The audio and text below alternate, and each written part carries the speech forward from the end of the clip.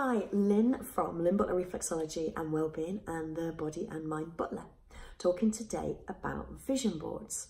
I love a vision board. I absolutely adore them. They are a massive part of my life and have been pretty much since the early 90s when I was a design student, and use vision or mood boards as an integral part of the design process. So whatever it was I was going on to make, and one of the first processes was to pull together images of ideas and thoughts as to what the product would then look like.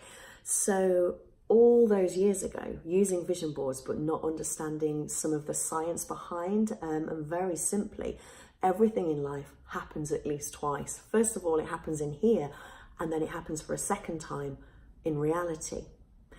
We're running our next vision board workshop on Sunday, the 14th of April, from 10 o'clock till 4 o'clock. There's a handful of places left. If this video appeals to you, please drop us a message if you are interested in booking.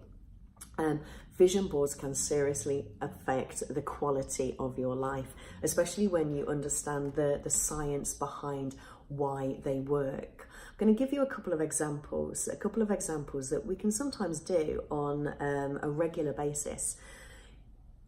If you were to go into a sandwich shop and stand at the counter and just say, "I'd love a sandwich, please," how disappointed would you be when you actually get handed a sandwich and it's not what you wanted, it's not what you were thinking about? So there's a high street sandwich shop that we can go into, and we can break down every single detail about that sandwich that we're already thinking about here. So you see once in here and then once in reality before you eat it. So you stand at the counter and you'll ask questions like, what type of bread would you like? What length would you like? Is it going to be toasted? Do you want cheese on it? Is the cheese going to be melted? Would you like sandwich? Would you like salad? Would you like sauce? What filling would you like? Do you want a drink with it? Do you want, is it part of a meal deal? So all of these things come as no surprise when you are then given your sandwich and you eat it and you think, that's exactly what I asked for. The same with a coffee shop. Long gone are the days when you go into a coffee shop and just ask, "I'll have a coffee, please," because there are so many options and so many choices, but we're really clear on I'm going to stay in, I'm going to drink it outside, what size of cup would I like, how many shots would I like, do I want it decaffeinated, what milk, are there any syrups? So all of these things that we're thinking about, when it is then handed over, there are no surprises as to what we've got.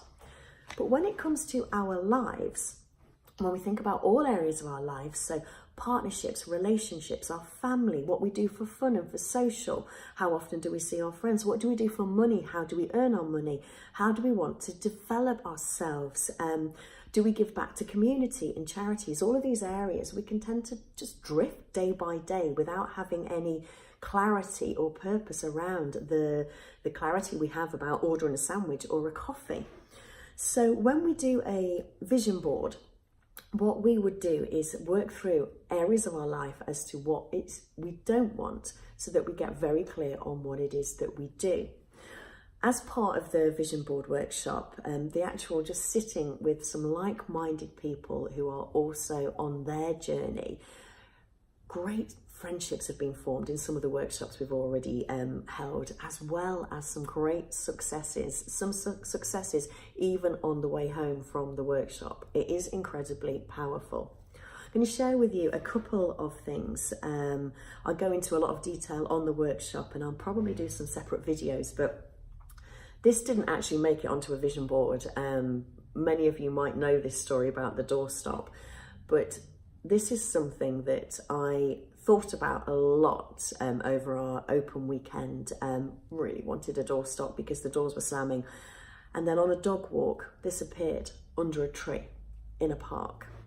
I say, didn't make it onto a vision board. What did make it onto a vision board for us was our daughter. So a couple of years ago, we thought about the family, and actually having a baby would be quite high up there on priority for us. So this image here was a random image that I found on the internet, and it went onto the vision board. 2 weeks after this went onto our vision board, this little one was conceived. 2 weeks. And looking at this is Olive, our daughter at 10 months. And when I actually had these two images together, they're not dissimilar. So she happened once in here, found an image, and then went on to the vision board. Vision boards are incredibly powerful. And when we allow ourselves a little bit of time just to sit and think what we don't want, what we would love to allow into our lives, and to create the visual representation, something that we can then have on our desktop, on our mobile screen, is something that we then subconsciously get to check in a very regular way. And then it happens, and it is really as simple as that. I am incredibly passionate about the power of vision boards and how they can seriously, positively impact your life. So the next workshop, Sunday, the 14th of April, 10 till 4. We've got a handful of places left. I'll post the link below so that you can book. Any questions that you have around vision boards, any successes that you've had with the vision boards that you've already created, we'd love to hear. Maybe pop a comment underneath this video, or share with us on a private message. Either way, vision boards are a fun thing to do, and they really can shape your reality. Thank you for watching.